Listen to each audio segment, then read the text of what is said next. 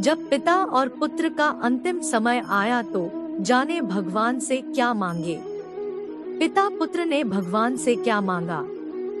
एक बार पिता और जलमार्ग से यात्रा कर रहे थे और दोनों रास्ते निकले। वे दोनों एक जगह पहुंच गए जहां दो टापू आसपास थे। पिता ने बेटे से कहा, अब लगता है हम दोनों का आखिरी समय आ गया है। दूर दूर तक कोई सहारा नहीं दिख रहा है। अचानक उन्हें एक उपाय सूझा। अपने पुत्रों से कहा कि वैसे भी हमारा अंतिम समय फैला है, तो क्यों न हम ईश्वर की प्रार्थना करें। वे दोनों टापू आप में बांटने के लिए, एक पर पिता और एक पर पुत्र, और दोनों अलग अलग ईश्वर की प्रार्थना करें। पुत्र ने ईश्वर से कहा, हे भगवान, इस टापू पर पेड़ पौधे उगाए जिसके फल फूल से हम अपनी भूख को स्वच्छ करने में सक्षम हैं।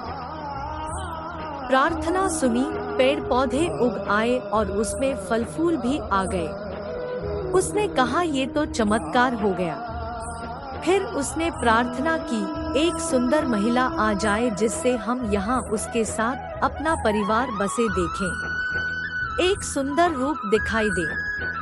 अब उसने सोचा कि मेरी हर प्रार्थना सुन जा रही है, तो क्यों न हम ईश्वर से यहाँ से निकलने के लिए मांगे। उसने ऐसा ही किया। उसने प्रार्थना की, एक नाव आ जाए जिसमें सवार होकर हम यहाँ से बाहर निकल सके। अचानक दिखाई देने लगता है और बेटे सवार होकर निकल पड़ते हैं। केवल एक आकाशवाणी हुई, बेटा तुम अकेले जा रहे हो, अपने पिता को साथ नहीं लोगे। तो पुत्र ने कहा, वे छोड़ो, वो क्या रहे, प्रार्थना तो उन भी की, लेकिन तुमने उनकी एक भी नहीं सुनी। शायद उनका मन पवित्र नहीं है, तो उनका फल भोगने दो ना।